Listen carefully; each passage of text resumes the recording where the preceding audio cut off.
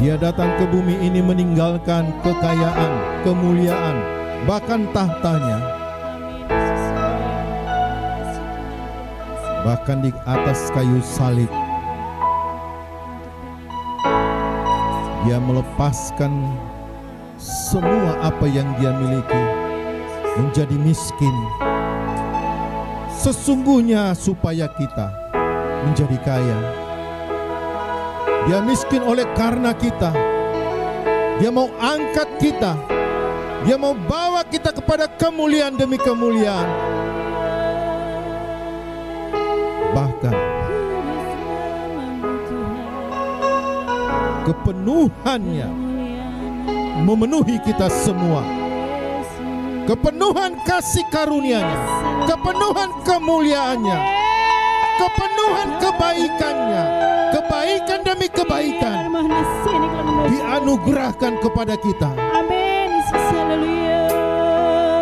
Sebagaimana Dia ada di sebelah kanan Allah Bapa, Bapa menempatkan kita juga bersama-sama dengan Yesus di sebelah kanan Allah Bapa.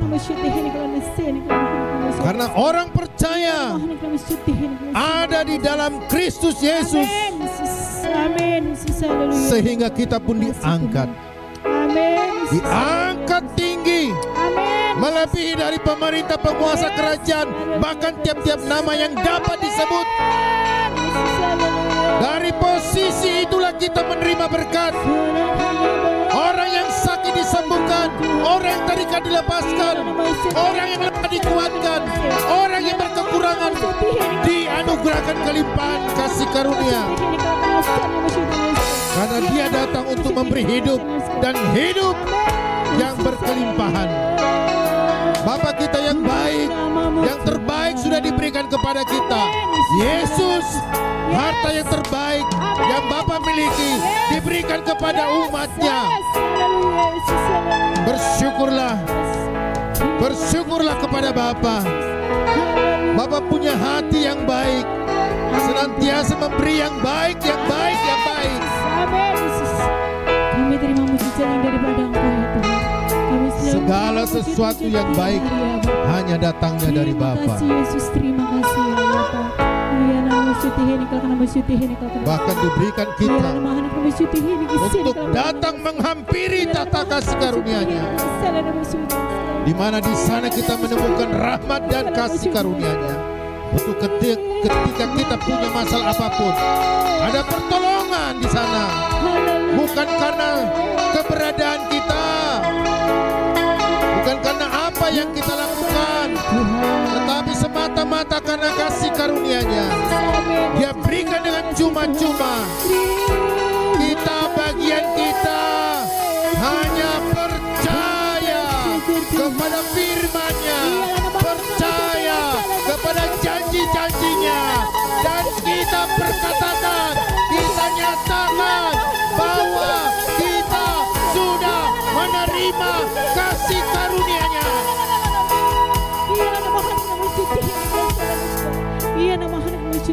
Kekuatan ilahi yang memberikan kekuatan bagi kita. Sebab roh yang membangkitkan Yesus dari antara orang mati ada di dalam kita. Dan firman-Nya berkata, roh yang ada di dalam kita, yaitu Roh Kudus, yang akan menghidupkan tubuh kita yang fana. Tuhan akan menyembuhkan kita. Seluruh organ-organ tubuh kita, tubuh yang fana, semua sel-sel yang baru Dia akan tumbuhkan. Terpujilah nama Tuhan. Kami mengucap syukur karena perbuatan-perbuatan-Mu yang ajaib. Roh yang menciptakan langit dan bumi, yang membelah laut seberau, yang menyelamatkan Daniel di gua singa, yang menuntun Yusuf sampai menjadi Perdana Menteri. Engkau pakai menjadi sarana untuk dia menjadi berkat. Daud yang Engkau pakai sebagai raja. Bahkan banyak kisah-kisah nyata bahwa roh itu ada di dalam kami. Roh itu ada di dalam kami. Yang wujudnya Roh Kudus. Yang membawa bangsa Israel dari Mesir sampai ke tanah Kanaan. Roh itu sekarang ada di dalam kami. Kami mengucap syukur Tuhan. Terima kasih Tuhan. Karena kehidupan kami adalah kehidupan ilahi. Amin. Kehidupan yang memberikan kehidupan bagi banyak orang, menjadi berkat Tuhan. Amin. Biarlah ini kami sadari bahwa Roh Allah, Roh Kristus ada di dalam kami. Sehingga kami tidak mencari Tuhan yang jauh ketika kami berdoa. Tuhan itu lebih dekat daripada nafas kami. Tuhan itu lebih dekat daripada hati kami yang terdalam. Kami bersyukur Tuhan, kalau tubuh kami menjadikan bait Allah, sehingga sungguh Engkau yang menguduskan tubuh kami, melayakkan kami oleh karena darah Yesus Kristus. Tergenapilah Tuhan rancangan-Mu, firman-Mu bahwa kerajaan Allah itu ada di antara kami. Kerajaan Allah itu ada di dalam kami. Yaitu Roh Kudus, bait-Mu, sehingga sungguh nilai-nilai kerajaan Allah, buah-buah roh itu akan meluap dari dalam hati kami. Roh Kudus yang akan mendorong kami untuk kami memperkatakan apa yang Tuhan sudah percayakan kepada kami. Berfirmanlah, Roh Kudus yang akan memimpin kami. Berbicaralah bagi setiap kami di tempat ini. Kami datang ke tempat ini pulang dengan berkat yang luar biasa. Kami mengalami pengenalan akan Tuhan. Kami mengalami kemenangan. Ketika firman-Mu disampaikan, ketika firman-Mu kami terima, kuasa Allah dilepaskan. Karena firman-Mu berkata bahwa sungguh Injil, berita baik, ketika dilepaskan maka kuasa Allah bekerja bagi setiap kami. Terima kasih Bapa, kami mau belajar terus bersama-sama dengan Roh. Pimpin kami, urapi setiap kami di tempat ini. Terima kasih Bapa, ketika firman-Mu disampaikan, yang sakit disembuhkan, yang terluka dihibur, yang lemah dikuatkan, yang terikat dilepaskan. Damai sejahtera menguasai hati pikiran kami. Di dalam nama Yesus Kristus, mari kita yang siap untuk diberkati berkata amin.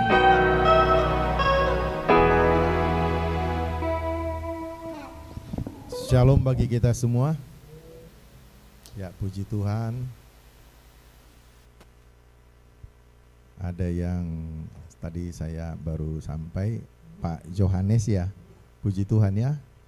Tuhan yang menghantar ke tempat ini. Tidak ada sesuatu setiap langkah kita sekalipun per detik. Apalagi Pak Johannes ya, sudah ada di tempat ini, ada maksud Tuhan. Yang Tuhan sediakan. Pasti. Karena ini adalah tubuh Kristus, gereja Tuhan. Ya. Minggu kemarin kita sudah mendengarkan bagaimana ya raksasa-raksasa itu dimenangkan. Tadi dikatakan pujian bahwa peperangan kita bukan melawan darah dan daging, tetapi penguasa-penguasa udara. Ini harus kita yakinkan bahwa kita dipakai tubuh Kristus adalah umat lebih daripada pemenang. Jadi kita berperang bukan merebut kemenangan. Bukan merebut ya. Nanti capek kalau merebut, bisa kalah. Kemenangan itu sudah disediakan. Tinggal kita menyelaraskan memposisikan diri kita di tempat kemenangan itu. Jadi kita melangkah dari kemenangan. Makanya kenapa Efesus 6 ayat 12 itu dikatakan senjata. Senjata rohani yang kita pakai apa coba? Kalau orang dunia memakai senjata, dia bawa dengan senjata fisikan, begitu. Senjata kita adalah menyadari bahwa kita adalah anak Tuhan. Bahwa kita adalah umat lebih daripada pemenang. Berdirilah teguh, berikat pinggangkan kebenaran. Itu senjatanya.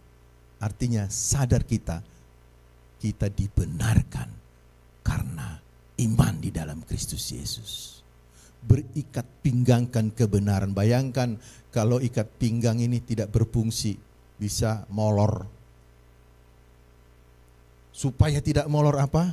Sadar kita berkatakan, aku adalah orang yang dibenarkan karena iman di dalam Kristus Yesus.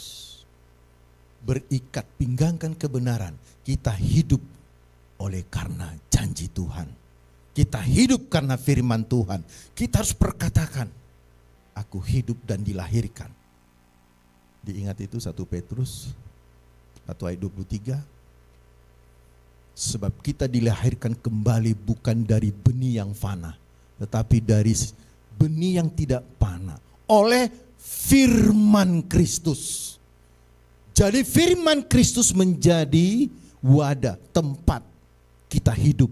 Seperti ikan di air, kodratnya memang harus di air. Kalau dia keluar dari air, dia pasti mati. Demikianlah kita hidup oleh firman Allah.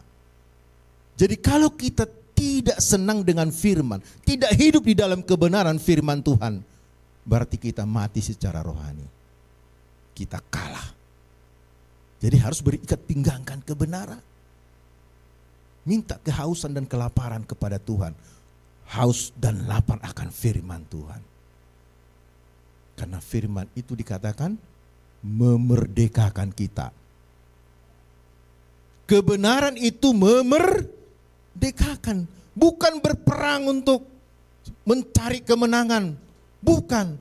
Kebenaran itu yang memerdekakan kita. Kalau kita misalnya kurang sehat, sakit, kebenaran itu memerdekakan kita. Oleh bilur-bilur Tuhan Yesus, aku sudah sembuh. Itu peperangannya, memenangkan sakit penyakit, memenangkan kelemahan tubuh. Itu yang dikatakan peperangan itu.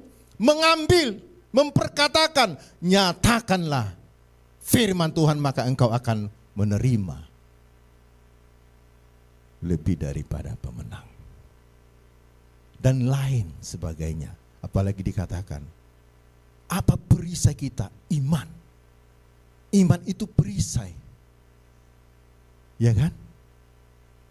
Iman itu Roma 10:17, iman timbul dari pendengaran dan pendengaran oleh firman Kristus, bukan firman yang lain di luar Injil. Itu kabar baik. Roma 1 ayat 16 itu dikatakan, Rasul Paulus berkata, aku mempunyai keyakinan yang kokoh akan Injil. Bahwa Injil itu adalah keselamatan. Ketika Injil itu dilepaskan, kita perkatakan oleh bilur-bilur Tuhan Yesus, aku sembuh. Maka dikatakan kuasa Allah dilepaskan. Otomatis kuasa Allah itu mengalir. Jadi kalau kita pingin rindu nyata untuk menerima kuasa Allah, perkatakanlah firman. Itu peperangan. Bukan sepertinya mari kita berperang merebut. Sudah dilucuti. Sudah habis. Maka dikatakan babak baru dimulai. Sudah dilucuti. Kita hanya memperkatakan firman. Firman itu yang memerdekakan kita. Bukan karena kekuatan kita. Makanya ada kuasa firman. Firman itu ada di mana? Di bibir, di mulut. Firman iman, Roma 10. Firman iman ada di mulut. Hanya kita memperkatakan. Wah, nggak layak aku memperkatakan firman. Aku tidak bisa, baru aku marah, baru ini. Oh, bukan karena keberadaan kita. Itu adalah pembohongan dari iblis. Perkatakan, aku sehat, aku kuat, aku diberkati, usahaku diberkati. Terbuka jalan, pintu-pintu ketersediaan dari Tuhan.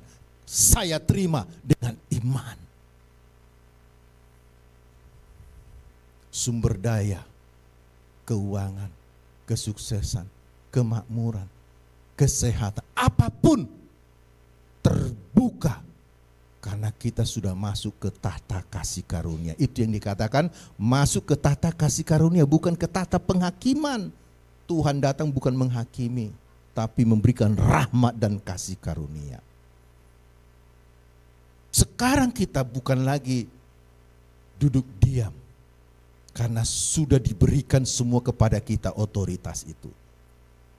Bukan lagi Tuhan memohon terus, sembuhkan aku Tuhan, berkati aku Tuhan.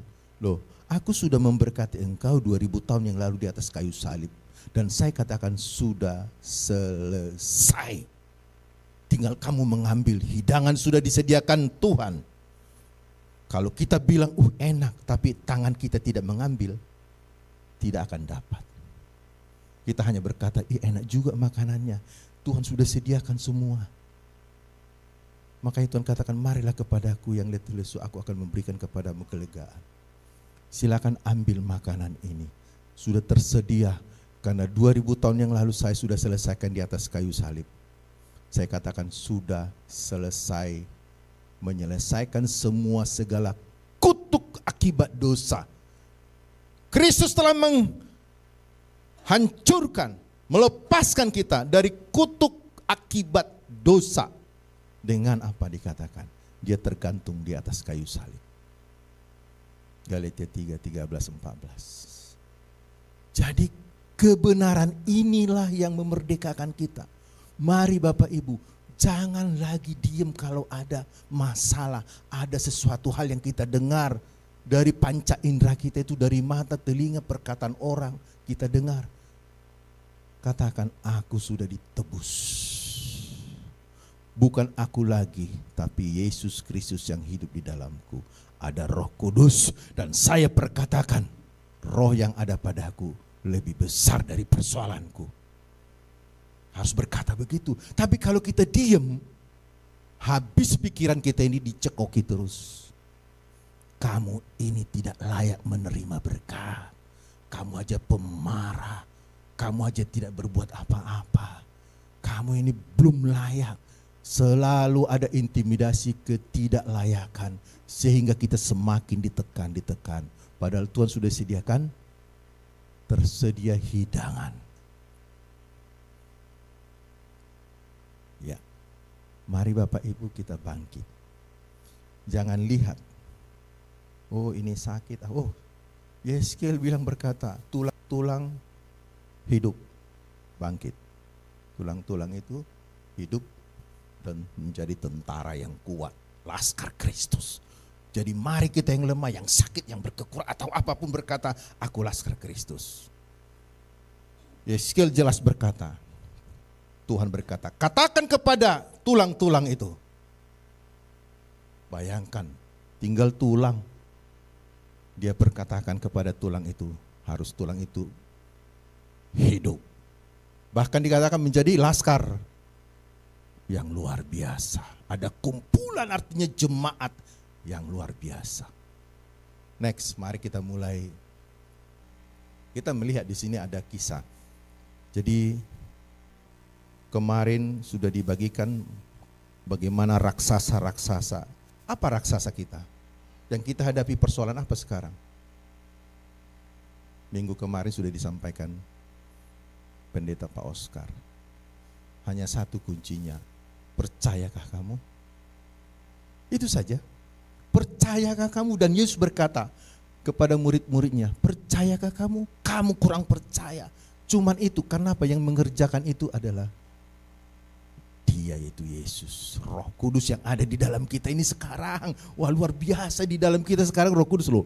Tidak ada perjanjian lama pada zaman itu orang berpikir bahwa roh yang ada di dalam kita akan adalah roh Allah. Bayangkan kalau Simpson ya, Roh Kudus bisa masuk naik, masuk turun begitu kan. Ketika roh Allah berkuasa, Simpson berkuasa. Tapi setelah itu Roh Kudus pergi. Ya kan? Ketika Saul diurapi, Roh Kudus ada, dipindahkan ke Daud lagi. Tetapi kita, Roh Kudusnya permanen tinggal di dalam kita. Itu janjinya. Aku tidak akan meninggalkan engkau menjadi yatim piatu. Aku akan datang dan tinggal bahkan bersama dengan Bapakku. Wow. Ada di dalam kita, makanya kita adalah orang-orang yang mengerjakan pekerjaan yang besar. Yohanes 14 ayat 2. Mengerjakan pekerjaan yang besar, lebih besar katanya dari apa yang Tuhan sudah kerjakan di bumi ini.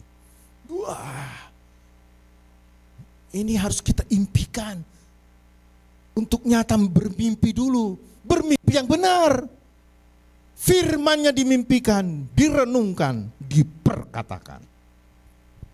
Di sini dikatakan, apakah babak baru itu? Ulangan 1 ayat 16 dikatakan, sama-sama kita baca 1, 2, 3. Tuhan Allah kita telah berfirman kepada kita di Horeb, demikian, telah cukup lama kamu tinggal di gunung ini. Cukup lama. Kitab Ulangan ini adalah di mana mulai Musa diingatkan Tuhan.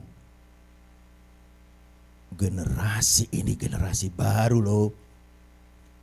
Generasi lama sudah lepas. Tinggal kamu dengan Kaleb yang tinggal. Jadi generasi yang setelah generasi yang keluar dari Mesir sudah mati, tinggal 2. Yang tahu cerita itu adalah mereka. Sekarang generasi baru ini dia tidak tahu cerita bagaimana bangsa Israel dibawa Tuhan dari Mesir. Makanya Musa mengulang lagi. Karena Tuhan mau panggil Musa. Makanya ada kitab Ulangan. Diulang lagi. Musa mengulang lagi memperkatakan lewat Yosua. Memperkatakan kepada umat karena generasi baru. Apa bedanya generasi Musa dengan Yosua? Kita harus tahu babak baru ini. Generasi Musa di mana mereka banyak sekali keluhan-keluhan, ketidakpercayaan kepada Tuhan.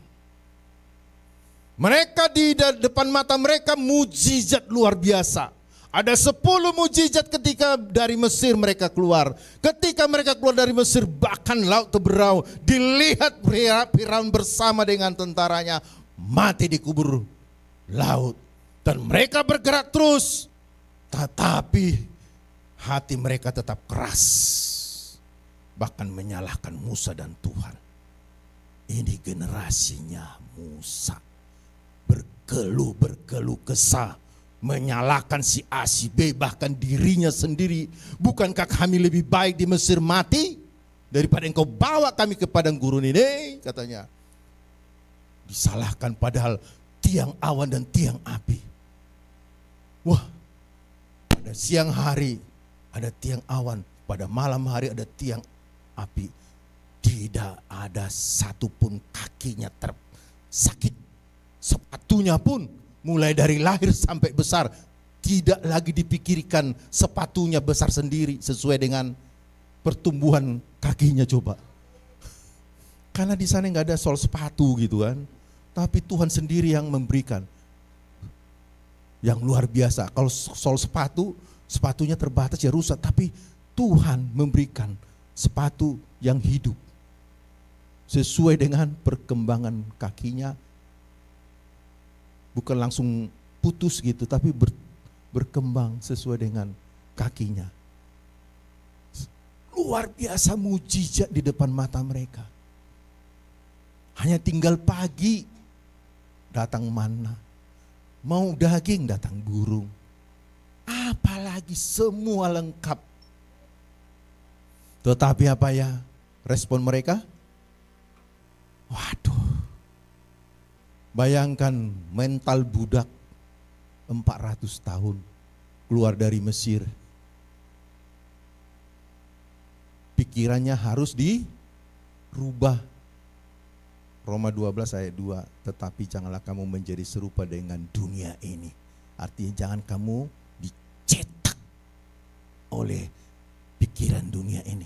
Jangan kamu menjadi serupa. Artinya mereka berpikir apa yang dia lihat, apa yang dia buktikan dengan logika, itu yang dapat diterima. Itu dunia. Jangan kamu seperti dunia ini.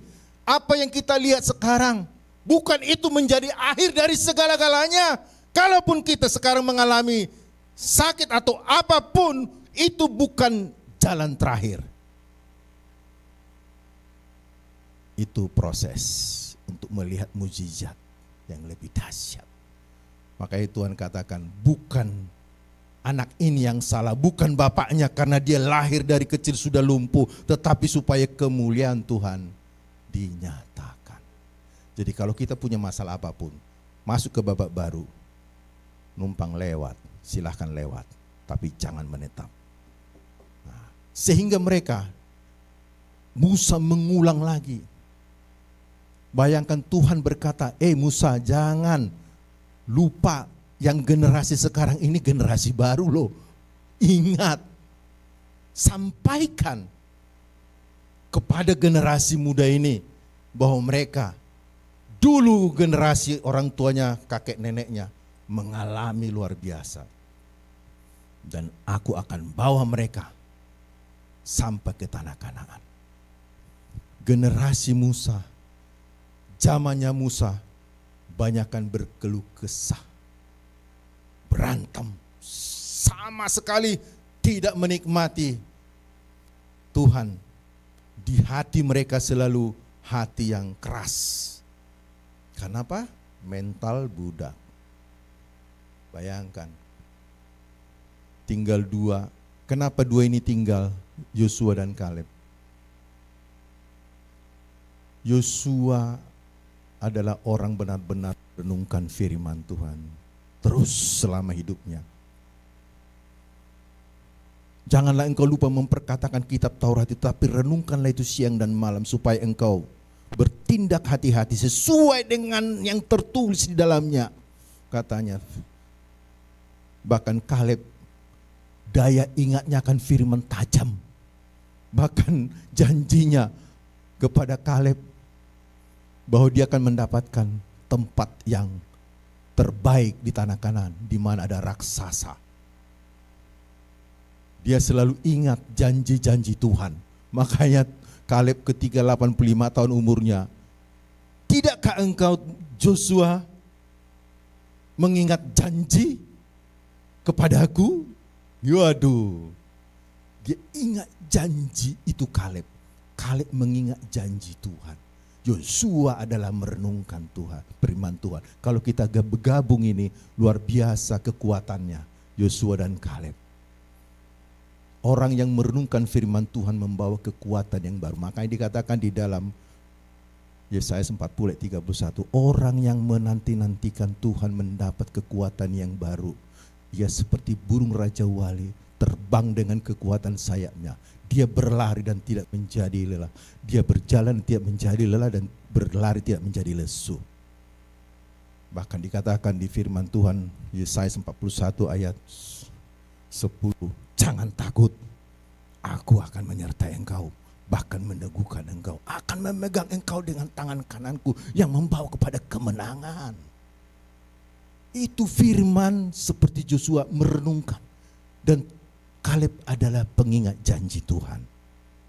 Next, mari kita lihat selanjutnya. Udah paham ya, ulangan itu kenapa? Ada ulangan karena zamannya sudah berbeda. Orangnya kalau sekarang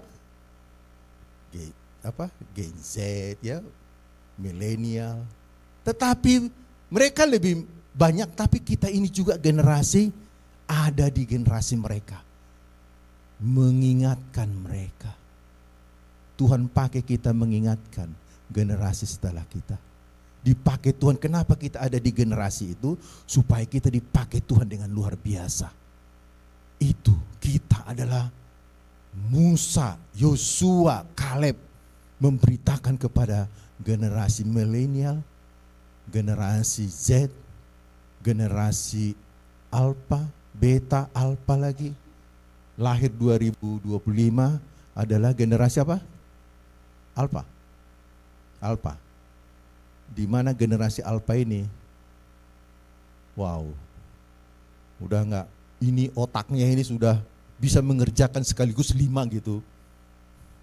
Jadi jangan main-main sama anak-anak, bisa lebih pintar dari bapaknya. Dalam hatinya, ini kampungan amat ini. Kalau generasi Z masih bisa mengerjakan sekaligus 3, 2, cepat. Tetapi Alpha, dia sudah hidup di zaman teknologi canggih. Dan bahkan bayangkan 20 tahun ke depan, jadi apa dia ya? Dia hanya duduk, jadi orang sudah memprediksi semakin ke depan, tempat tinggal tidak butuh besar. Hanya 1 kamar cukup. Kenapa? Dia hanya duduk, dia bisa mengontrol semua. Mau makan tinggal datang.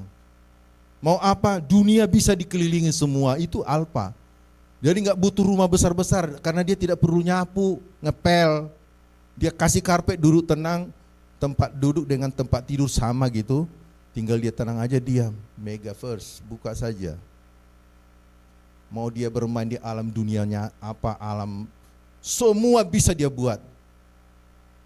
Jadi bertambahnya jumlah penduduk, tambah banyak pengangguran, tetapi ada di tangannya. Dia hanya butuh mungkin cuman 2 kali 3 rumahnya selesai.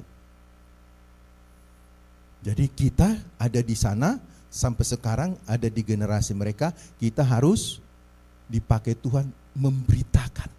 Teknologi ini bisa menghancurkan dan menghidupkan. Nanti kalau khotbah tidak perlu lagi seperti saya di sini. Saya di rumah saja duduk-duduk, tapi bisa seperti saya di sini berdiri. Sampai begitu loh. Bahkan orang akan banyak kemana-mana mencari sesuai dengan keinginannya. Tetapi yang berbicara ada robot gitu. Tetapi apa yang terjadi? Tidak ada pengurapan. Tidak ada penyertaan Tuhan di sana. Hanya datang untuk kesenangan dirinya. Makanya dikatakan di sini, Tuhan berkata telah cukup lama kamu tinggal di gunung ini. Artinya ada saat kita harus meninggalkan zona nyaman yang masuk ke babak baru yang Tuhan buka. Zona nyaman bisa menjadi zona kematian rohani. Saya sudah sampaikan tadi pertama. Bagaimana kita sekarang ini? Zaman akhir dikatakan firman Tuhan. Orang tidak peduli lagi sama agama. Orang sudah dingin terhadap sosial. Tidak perlu butuh orang lagi. Karena akan mengarah kepada hidup sendiri. Tidak perlu. Lihat sekarang. Mau di restoran, mau di mana-mana, coba lihat satu keluarga. Sebelum makanan datang, semua megang HP. Saya kadang sama istri saya kalau makan di mana, ya di Pak Untung atau di mana itu, saya liatin orang. Wih, sampai makanan sampai di depannya pun belum tentu dimakan. Dia asik. Depan-depanan suami istri, tapi tidak saling memandang. Lewat, ya ini Pak udah makanannya, tetap aja dia nggak respon, tetap aja yang di HP-nya itu ketawa sendiri. Wah, istrinya juga, katanya. Ya dikasih makanan itu dia pergi tuh, nggak dimakan-makan, saya liatin aja. Ada lagi keluarga yang punya anak, sama. Tidak pandang pandangan, tapi pandang ke HP semua. Jadi tidak perlu lagi sosial, padahal manusia itu adalah makhluk sosial. Semakin lama orang nggak peduli lagi sesama. Makanya gereja tubuh Kristus menjadi contoh di bumi ini. Kalau dunia semakin gelap, tetapi terang Tuhan terbit atasmu. Di mana gereja membuktikan bahwa kebenaran makhluk sosial tetap berjalan. Sekalipun HP tetap ada Zoom. Sekalipun ada HP, yang saya buka adalah kebenaran. Itu. Jadi orang akan melihat, suatu saat orang akan melihat anak-anak Tuhan orang aneh. Karena akan dimulai dipisahkan mana kambing, mana domba, mana ilalang, mana gandum. Langsung kelihatan nyata. Itu adalah anak Tuhan. Langsung mereka bisa seperti di zaman bagaimana gereja mula-mula berkata, itu adalah orang-orang Kristen. Langsung nyata kelihatan. Jadi kita harus menyadari siapakah kita ini. Kita akan dipakai menjadi cerminan Allah di muka bumi ini. Gambaran Allah. Makanya dikatakan di sini, apa zona nyaman kita? Tanpa kita sadari mulai terikut dengan dunia. Karena kita lebih pakai banyak mata dan pendengaran kita yang fisik. Padahal kita Tuhan katakan pakai mata imanmu. Ya. 2 Korintus 4 ayat 18. Janganlah kita melihat lebih hati kita condong kepada yang kelihatan, artinya itu. Tetapi yang tidak kelihatan itu lebih nyata daripada yang kelihatan. Bisa dibaca itu 2 Korintus 4 ayat 18. Tadi malam saya di Komsel Lansia saya bagikan itu. Yang lebih nyata itu adalah yang tidak kelihatan. Karena yang tidak kelihatan itu Tuhan sudah nyatakan. Itulah kekuatan kita. Mengambil alih, rebut kembali janji Tuhan. Begitu banyak, pernah saya bagikan di sini ribuan janji Tuhan. Kita sudah diberi makanan janji Tuhan. Diberikan janji itu bukan untuk tidak digenapi. Bukan janji itu untuk tidak Tuhan buktikan. Tetapi yang persoalannya kita yang tidak mengambil janji itu. Tuhan berkata, aku menyertai engkau sampai ke zaman akhir. Tetapi kita kadang berpikir, apa ya? Itu proses janji Tuhan pasti tergenapi. Kalau janji Tuhan, kita tahu sekarang bahwa Allah turut bekerja dalam segala sesuatu untuk mendatangkan kebaikan bagi mereka yang mengasihi. Ada kata mengasihi. Kalau engkau mengasihi aku, kata Tuhan, kamu akan melakukan perintahku. Apa perintah Tuhan? Ada banyak. Banyak perintah Tuhan. Tetapi dikatakan, aku akan memberikan penolong kepadamu, yaitu Roh Kudus yang akan memampukan kita melakukan perintah itu. Kalau di perjanjian lama tidak bisa dilakukan karena dengan kekuatannya sendiri. Jadi kita harus rebut, artinya bukan berarti kita merebut seperti orang merebut secara fisik, enggak. Tadi dikatakan bahwa peperangan kita bukan melawan darah dan daging, tetapi dikatakan berdirilah teguh. Ada pedang roh firman. Bagaimana kita merebut? Ada janji Tuhan. Next. Kita harus berani bangkit. Ada waktu dia menunggu janji Tuhan, tetapi ada waktu untuk bertindak melangkah merebut. Jadi saya katakan, kita sudah tahu kebenaran firman Tuhan. Sudah banyak tahu. Tetapi kita masih belum melangkah. Belum mau merebut. Karena apa? Kecenderungan kita melihat kepada diri kita, siapakah aku ini? Melihat kepada kekurangan tentu pasti, kalau melihat kepada dirinya, pasti, aduh gak mungkin saya dipilih Tuhan. Menjadi yang dipakai Tuhan. Kita melihat kepada diri kita karena kecenderungan lebih banyak yang kurang-kurangnya. Karena itu cenderung manusia. Makanya orang ahli berkata, satu hari manusia berpikir negatif bisa ribuan, 5.000 bisa lebih daripada memikirkan, memperkatakan yang baik. Itu ahli psikolog, mungkin ahli ilmu jiwa segala macam, bahkan ahli tubuh yang tahu otak orang Korea, ahli spesial, bahwa dikatakan Yang menggerakkan manusia itu adalah otak bawah sadar. Jadi bagaimana otak bawah sadar ini bekerja? Apa yang kita perkatakan langsung saraf tubuh kita merespon. Jadi kalau kita perkatakan, aduh aku lagi pusing, langsung saraf pusingnya berproduksi, langsung kontak, langsung lemah tubuhnya. Karena perkataan itu ternyata mempunyai kekuatan daya cipta. Ada kekuatan di kata-kata kita. Amsal 18 ayat 21. Hidup dan mati dikuasai oleh lidah. Siapa suka menggemakannya akan memakan buahnya. Apa yang kita sering perkatakan itu akan masuk ke otak bawah sadar kita yang akan menggerakkan, dan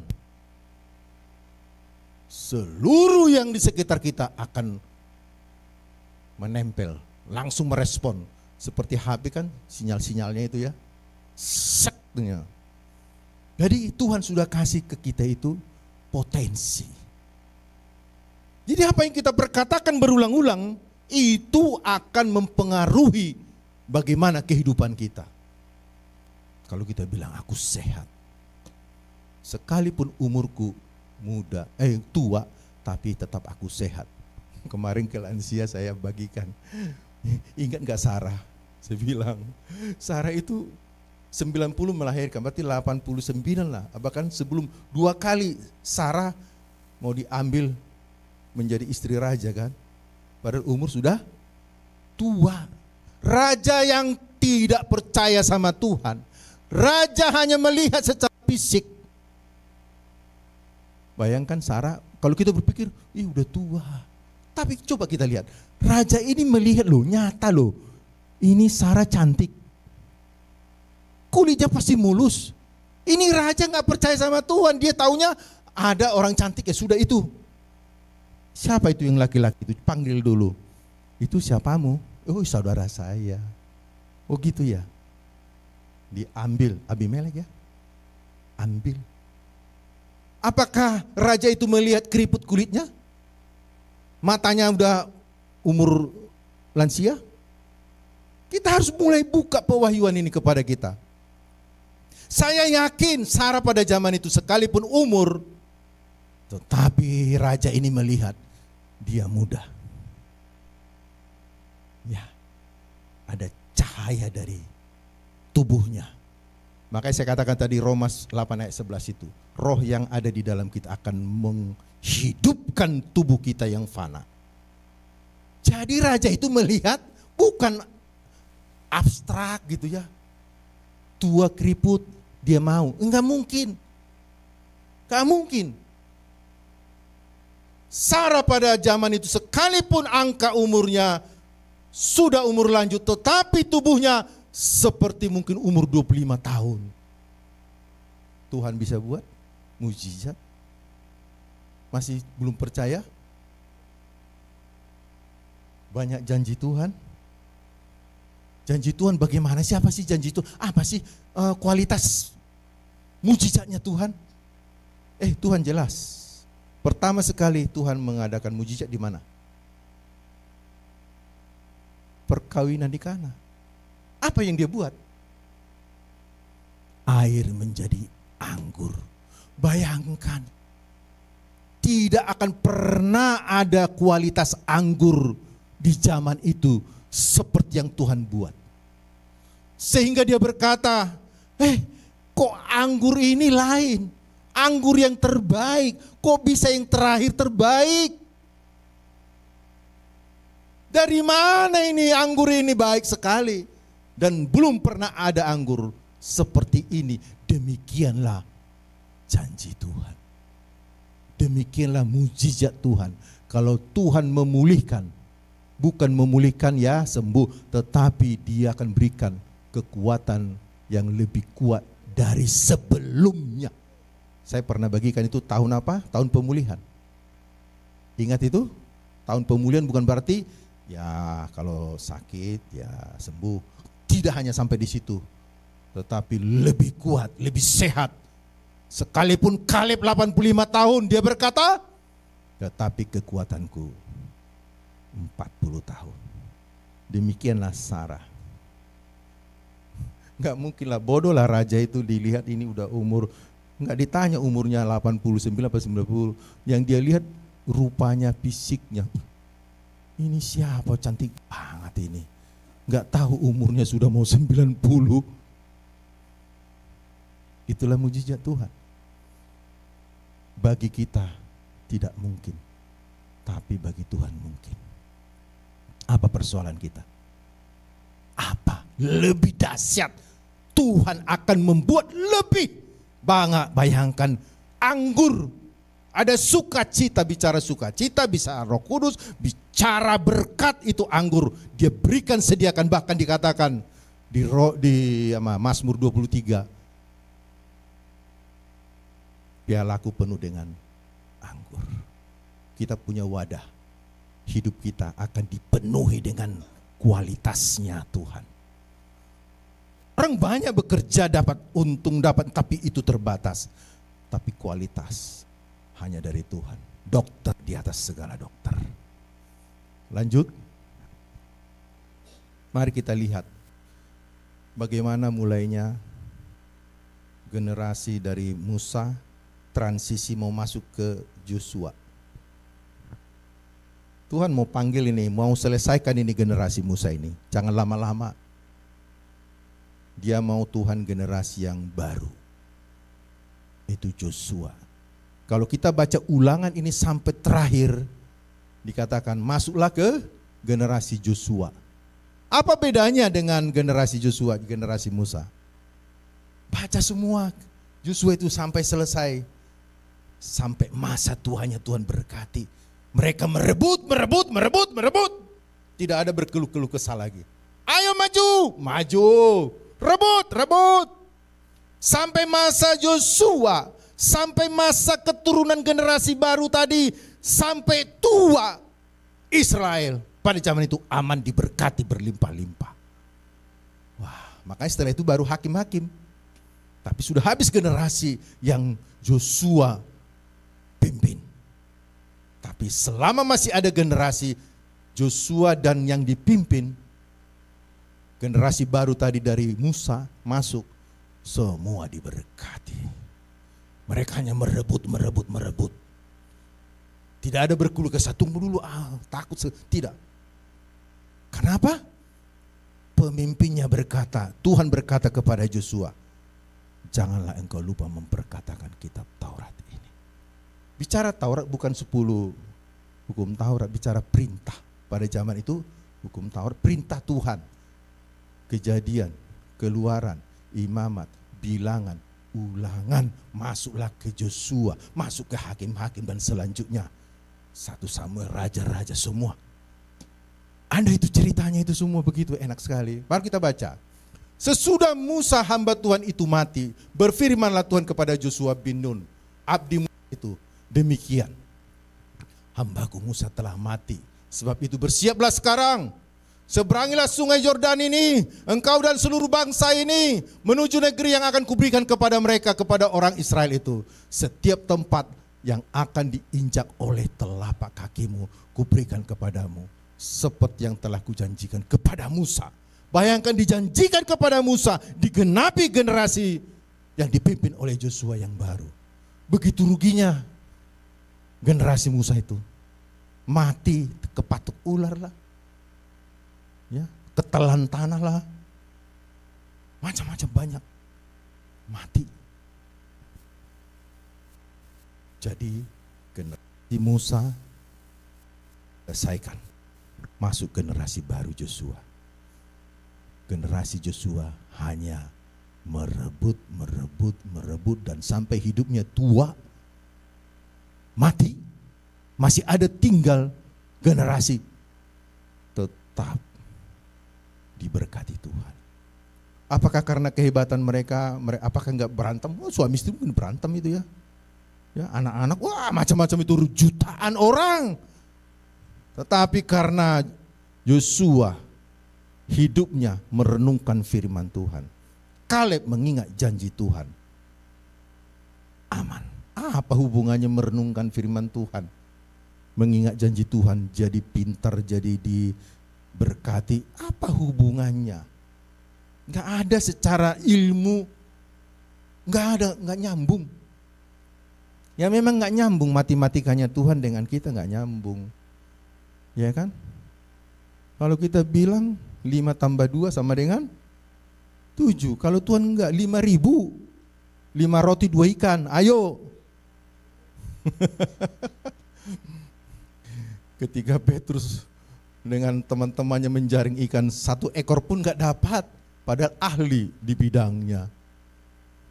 Semalam-malaman kami kerja keras, tidak dapat apa-apa. Tapi Tuhan berkata, tebarkan sebelah kanan dan lebih dalam. Lebih dalam, luar biasa. Kita harus lebih dalam mengenal Tuhan. Sebelah kanan bicara berkat. Makanya Yesus duduk sebelah kanan Allah Bapa. Bahkan kita lihat ketika Yesus disalib, yang sebelah kanannya berkata, ingatlah aku, hari ini juga kamu bersama saya di Firdaus. Sebelah kanan, sebelah kiri malah dipatok itu. Burung apa itu? Yang pemakan bangkai itu. Dipatokin matanya. Burung gagak ya. Sebelah kanan bicara domba, sebelah kiri bicara kambing. Dipisah. Kita ini menebarkan jala sebelah kanan. Bicara apa? Perkatakan janji Tuhan. Renungkan firman Tuhan. Jangan sebelah kiri, renungkan masalah. Renungkan sakit, penyakit. Renungkan bermasalah, keluhan, disalahkan teman, dirinya. Apalagi Tuhan, aku udah melayani, aku sudah berdoa, tapi kenapa begini? Tuhan bilang tebarkan sebelah kanan. Tuhan tidak pernah berkata terlambat. Tebarkan sebelah kanan. Petrus tidak dikatakan kamu sudah semalaman tidak terlambat. Tebarkan. Hitungan mungkin menit ditebarkan. Jalannya ada ikan banyak. 300 berapa? 150 ya. Artinya itu satu spesies ikan, satu spesies masuk ke jaringnya. Berarti 135 spesies. Itu maksudnya itu. Semua dikasih Tuhan kelimpahan kepada dia. Di sini dikatakan, setiap tempat yang akan kamu injak oleh telapak kakimu. Kepada Joshua bicara. Jadi setiap kalau tidak melangkah, tidak dapat kan? Dia harus melangkah. Setiap tempat. Berarti kalau bisa sebanyak-banyaknya diinjak.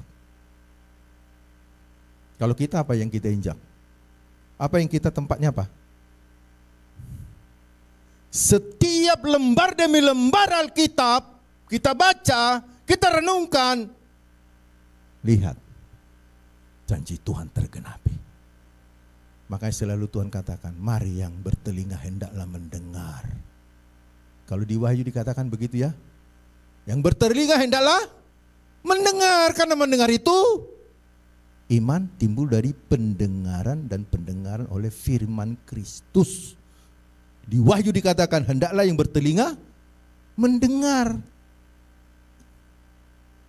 Jadi tempat demi tempat itu adalah firman.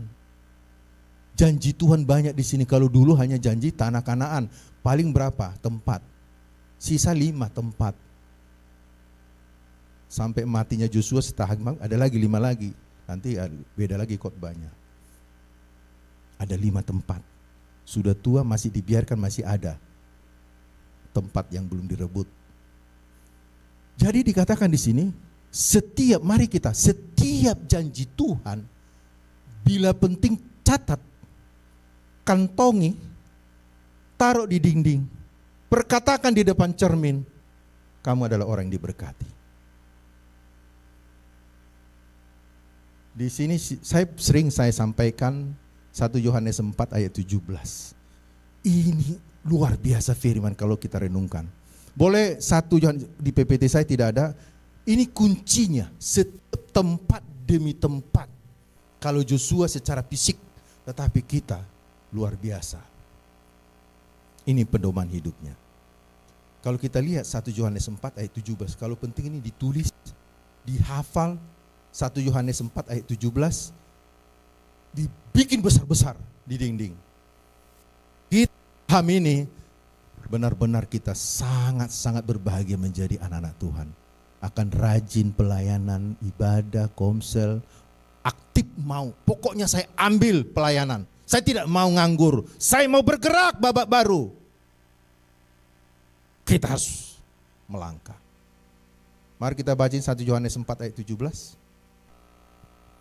1, 2, 3. Dalam hal inilah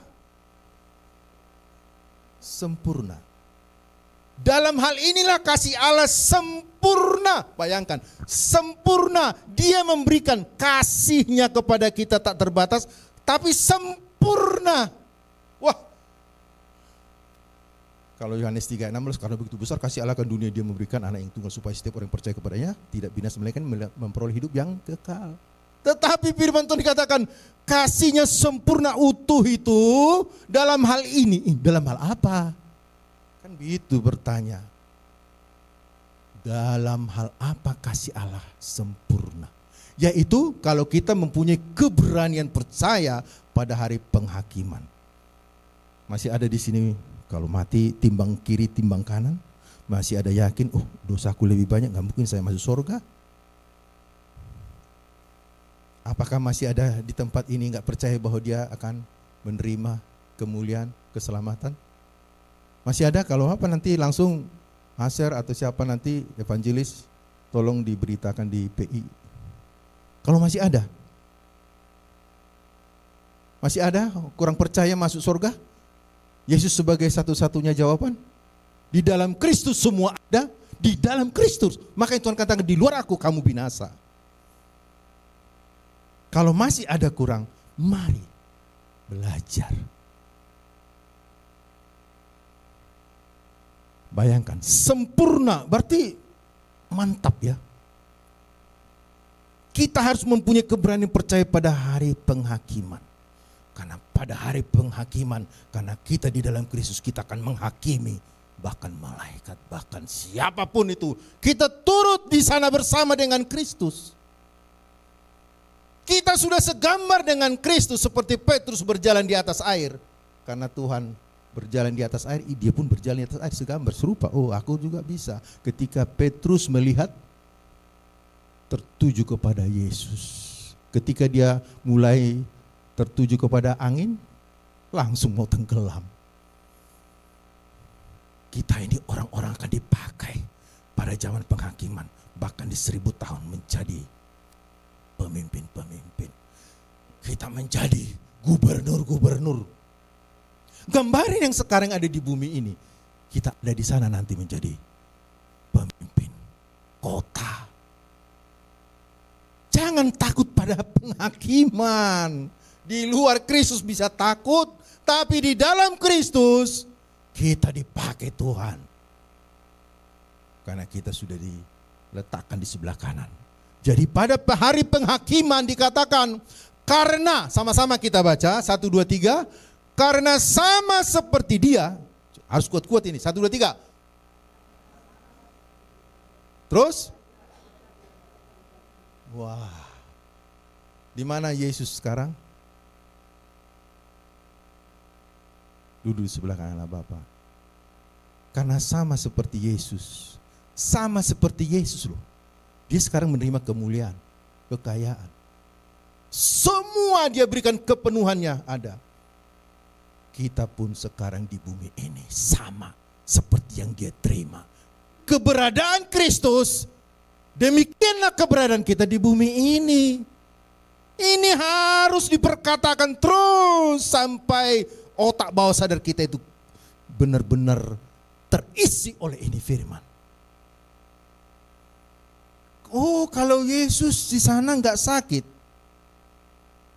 sehat. Oh, saya juga sehat dong. Klaim, katakan. Firman-Mu berkata 1 Yohanes 4 ayat 17, seperti Yesus ada di sorga, demikianlah saya di bumi ini. Kalau Yesus menerima kemuliaan, kekayaan, kemurahan, sukacita, segala-galanya, makanya dikatakan di firman Tuhan, karena kepenuhan Kristus. Boleh? Gak apa-apa ya. Yohanes 1 ayat 16. Ingat ini, dicatat, dihafal, ditulis kalau nggak bisa dihafal. Jadi jangan takut hari penghakiman. Kalau ada berkata, Tuhan Yesus mau datang, ini hari terakhir loh, ada perang sana sini. Jangan takut. Haleluya, sebentar lagi saya akan memerintah bersama dengan Yesus. Makanya Roh Kudus menginsafkan mereka yang berdosa, menginsafkan kita dalam kebenaran, menginsafkan hari penghakiman. Ada firmannya itu kan? Oke. Nanti panjang lagi kalau saya sebut lagi Tuhan. Ini kita bahas 1, 2, 3. 1, 2, 3. Karena dari kepenuhannya kita semua telah menerima. Wah. Berarti kepenuhan Kristus itu sudah memenuhi kita. Sadar nggak kita ini orang dipakai Tuhan, akan dibawa kepada segambar dengan Kristus.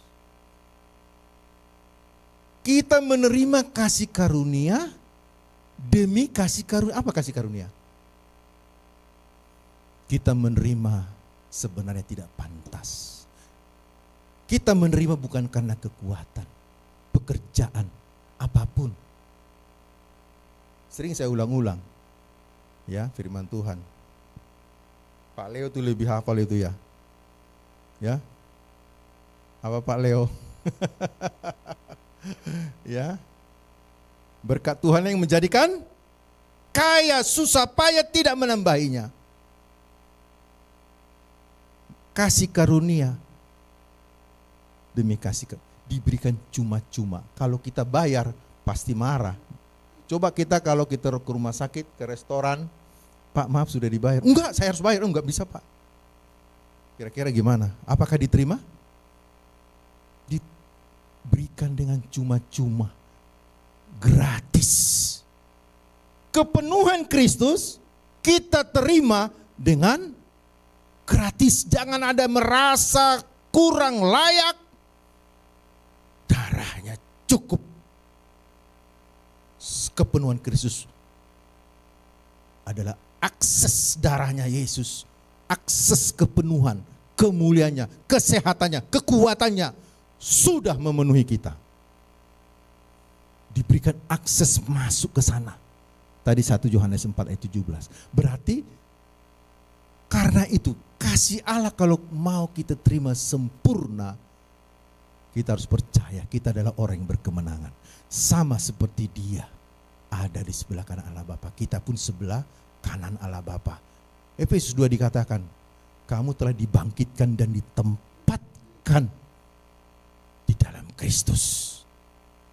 Kita ditempatkan loh. Wah enak banget kita ini. Jadi mari kita bangkit. Kita serukan bahwa saya adalah anak Allah. Tahu persis identitas kita. Lanjut lagi ya. Silakan Pak Leo. Ini luar biasa. Lanjut. Bagaimana generasi Yosua? Dari segala yang baik yang dijanjikan Tuhan kepada kaum Israel, tidak ada yang tidak dipenuhi. Semuanya terpenuhi. Jadi Tuhan berjanji. Tidak asal bicara janji, kalau manusia berjanji bisa dibatalkan, kalau Tuhan enggak. Ibrani 6 ayat 17. Boleh dibuka? Tentang janji ya. Ibrani 6 ayat 17. Ini luar biasa. Ibrani 6 ayat 17. Saya sering ini saya bagikan.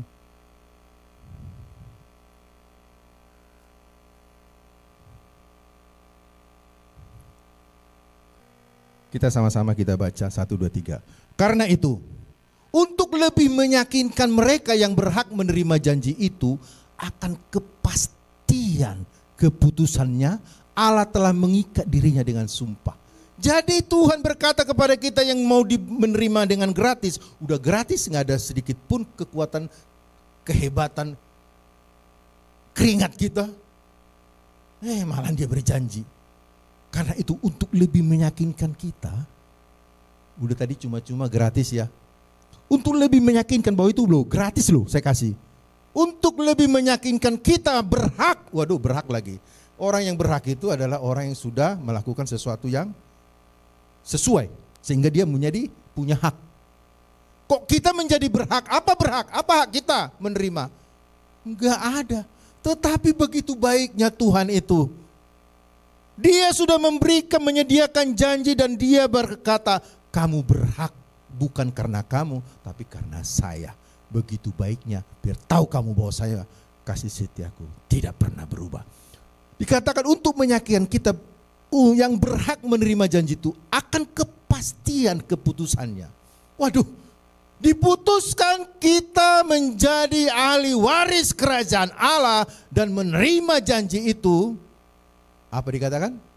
Telah mengikat dirinya dengan sumpah. Udah Tuhan masih bersumpah. Mana ada di atasnya lagi sumpah. Sehingga dia berkata kepada dirinya bersumpah. Karena nggak ada lagi di atasnya. Artinya apa? Dia berikan double porsi. Kalau kamu masih belum percaya, saya bersumpah demi diriku, aku akan memberkati engkau. Itulah babak baru yang harus kita masukin ke pikiran kita. Babak baru itu bukan seperti zamannya Musa. Mengeluh, ada masalah. Apalagi kalau orang matilah aku katanya lagi. Baru Tuhan berkata, akulah jalan kebenaran dan hidup. Orang berkata bisa, mendingan aku mati. Gak ada lagi jalan keluar. Gak ada yang benar, gak bisa dipercaya. Tapi Tuhan berkata, akulah jalan kebenaran dan hidup. Kalau gak ada jalan, datang kepada Tuhan. Dia kata aku jalan. Kalau gak ada orang bisa dipercaya lagi, datang kepada Tuhan. Tuhan yang bisa dipercaya. Kalau pas sudah depresi, udah mau buntu, Tuhan berkata, akulah hidup, datang kepadaku. Dikatakan di sini mengikat dengan sumpah. Waduh, ini gak main-main. Masa Tuhan yang menciptakan kita bersumpah, siapakah kita ini? Makanya disinilah kita bersyukur sebagai anak Tuhan. Bahkan rohnya ada di dalam kita. Kalau kita belum, makanya dalam doa banyakkan ucapan syukur. Karena perbuatannya dahsyat, rohnya ada di dalam kita. Yang akan memimpin, menghibur, menguatkan, menolong dan menuntun kita kepada seluruh kebenaran. Supaya kita merdeka. Lanjut tadi. Yo. Semua janji. Hal praktis yang harus dilakukan dalam berapa dikatakan di sini? Berani tinggalkan zona nyaman. Jangan mengeluh, jangan salahkan siapa-siapa. Mari kita bangkit. Tumbuhkan iman kita, jangan stuck, berani melangkah keluar, mulai disiplin. Dalam doa, baca Alkitab, ikut pelayanan, mau dimuridkan. Bagaimana dia? Gak tahu, gak mau dimuridkan. Bagaimana dia bisa menang? Bagaimana dia mengetahui bahwa dia itu umat pemenang? Gak ada yang memberitahukan, memuridkan, mementor gitu kan. Kita yang mementor, memuridkan itu bukannya senang, capek. Tapi karena itu perintah, kita harus jalankan supaya generasi dan banyak orang diberkati oleh Tuhan. Jadi bukan berkat itu hanya untuk diri kita, itu egois. Jadi kita harus disiplin. Mari disiplin doa, banyakkan ucapan syukur. Tuhan terima kasih rohmu ada di dalam saya. Ketika saya lemah, Tuhan menguatkan saya. Ketika tubuh saya mulai sel-selnya mati, tapi Tuhan berjanji, Tuhan menghidupkan tubuhku yang panah ini. Mari saya katakan dalam nama Yesus, saya katakan sel-sel tubuhku yang baru bangkit, tumbuh, saya sehat. Katakan seperti itu. Next, nomor 2. Ingat ya, mau dimuridkan, siapa yang belum dimuridkan? Mari bergabunglah. Saya mau dimuridkan.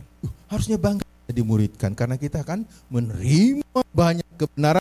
Sehingga kebenaran itu yang memerdekakan kita dan kita mempunyai kehidupan yang luar biasa. Ganti sikap pasif menunggu jadi aktif. Mari bertindaklah. Ya, satu-satu GKKD 5 kali gitu ya. Bertindak. Mana ini listnya doaku ini? Siapa yang saya doakan ini?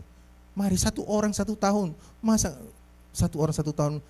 Mari kita doakan terus dia. Jangan geser ke kiri ke kanan. Terus doakan sampai lihat Tuhan melawat dia.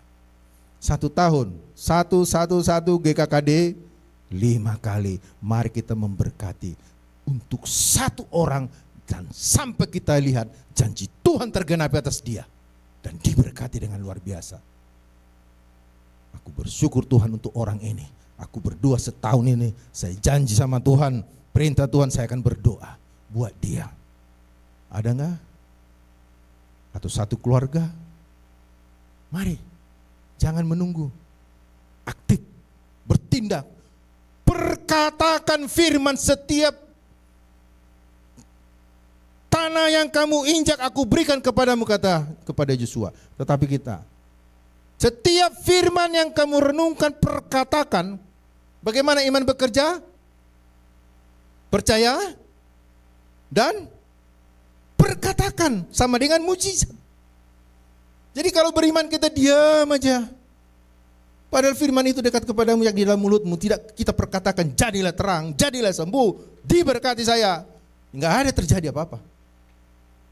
Enggak ada. Sebagaimana engkau berkata yang baik, demikianlah engkau akan menerima yang baik. Kalau berkat kamu katakan kepada dirimu, kepada banyak orang, kamu akan diberkati. Terima sesuai dengan imanmu. Jadi bertindak, kita aktif, kita perkatakan. Kita perkatakan firman. Jangan kita perkatakan lebih banyak masalah. Iya ya, memang kalau sakit begini Kak, ini memang harus dokternya ahli nih. Kalau ini ahli loh. Nggak tahu dokter segala dokter lebih ahli Tuhan Yesus. Kenapa kita nggak datang kepada dokter segala dokter? Kita tidak menghindari kenyataan benar. Ahlinya memang dia, dokternya memang benar, ahli. Tuhan kasih itu supaya banyak orang gak mati sebelum terima Yesus gitu kan. Dikasihlah dokter. Tetapi kita punya dokter dari segala dokter, unlimited keahliannya. Ketika kita datang ke dokter, benar, ginjalmu benar, tapi aku punya Tuhan. Oleh bilur biru Tuhan Yesus aku sudah sembuh. Sehingga dokternya termangu-mangu, kok bisa ya? Kok bisa ya? Itu mujizat, keluar dari mulutnya kata-kata mujizat. Kenapa? Mujizat terjadi ketika orang tidak bisa melakukannya lagi. Sudah tertutup pintu, tetapi terjadi, diterobos sama kuasa Allah. Itu firman.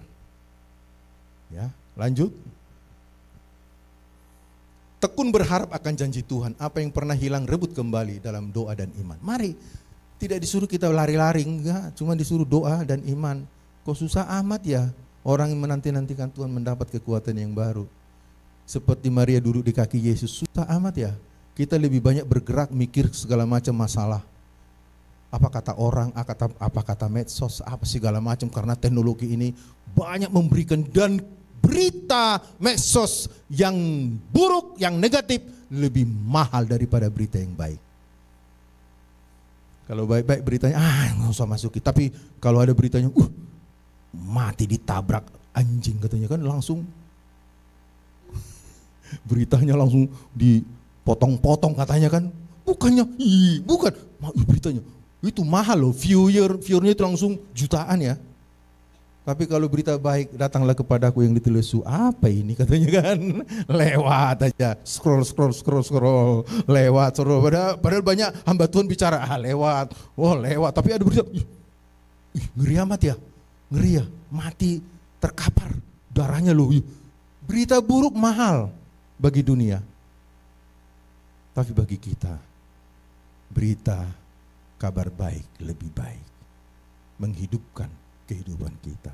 Kita di dunia yang gelap yang akan membawa kita kepada kebinasaan. Tetapi Tuhan berjanji terang Tuhan terbit atasmu. Mari kita dalam doa dan iman. Doa adalah kekuatan, adalah senjata spiritual yang akan memenangkan pertandingan kita. Dan iman itu adalah perisai. Lanjut, nomor 4 terakhir. Bangkit, ambil alih bagian yang sudah Tuhan sediakan. Tuhan sudah sediakan 2000 tahun yang lalu. Sudah selesai, ambil. Roma 10 dikatakan kalau kita baca dari 6. Jangan katakan di dalam hatimu, siapakah yang akan membawa Yesus dari atas untuk turun ke bawah, dan siapa membawa Yesus bangkit dari dalam kubur. Firman itu dekat kepadamu, yakni di dalam mulutmu, dalam bibirmu. Wah, luar biasa firman itu, Roma itu. Jadi jangan kita, Tuhan tolong saya. Loh, kamu udah menang. Aku sudah kalahkan semua. Bahkan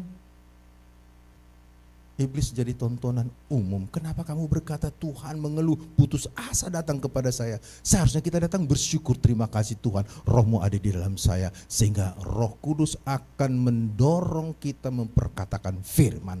Jadilah terang, jadi sembuh. Itulah kita yang dikatakan kamu akan mengerjakan pekerjaan yang lebih besar. Bangkit, ambil alih bagian Tuhan sudah sediakan. Dia sediakan hidangan, mari kita ambil. Perkatakan. Jadi kita mari jangan perkatakan seperti bangsa Israel keluar dari Mesir. Mulutnya hanya mengeluh. Amsal 18 ayat 21 tolong dihafal ya. Hidup dan mati dikuasai oleh lidah. Siapa suka memperkatakan berulang-ulang, menggemakan, menyuarakan, dia akan memakan buahnya. Kalau kita sering mengeluh memperkatakan negatif, itu akan tergenapi. Tapi kalau kita berkata, anak-anakku diberkati, cucu-cucuku diberkati, mereka sehat-sehat, mereka pintar menjadi pemimpin di depan, jadi hamba-hamba Tuhan. Luar biasa, itu yang kita perkatakan. Allahku akan memenuhi segala keperluanku menurut kekayaan dan kemuliaannya. Filipi 4 ayat 19. Kita perkatakan, Allahku memenuhi, Tuhan adalah gembalaku, takkan kekurangan aku. Perkatakan, segala perkara dapat kutanggung di dalam Kristus. Perkatakan, karena dunia ini bukan tempat kita lama-lamanya. Puji Tuhan, next, terima kasih. Tuhan Yesus memberkati. Kita berdoa, terima kasih Bapa. Sungguh kami adalah generasi di mana kami menerima tongkat estafet kerajaan Allah. Kerajaan Allah yang tidak terbatas. Firman-Mu benar-benar adalah roh dan hidup. Di dalam Yohanes 6 ayat 36. Roh dan hidup. Bukan klise hanya tulisan-tulisan dibacakan, tetapi ketika kami memperkatakan firman, dia adalah roh yang menghidupkan. Terima kasih Tuhan kalau kami terus bergairah untuk membaca firman-Mu, merenungkan seperti Joshua.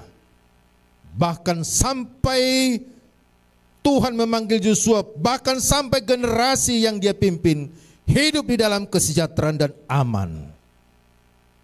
Kami percaya juga Tuhan ketika kami menjadi kesukaan kami adalah merenungkan firman-Mu, membaca dan disiplin. Mau dimuridkan, maka sungguh Tuhan, sepertinya Joshua, kami belajar dari generasi Joshua bahwa kehidupan kami di akhir zaman ini adalah generasi Joshua. Yesua adalah generasi Kristus. Yesua Al-Masyiah. Yesua adalah Yesus sendiri yang akan memimpin kita. Dia adalah firman yang hidup.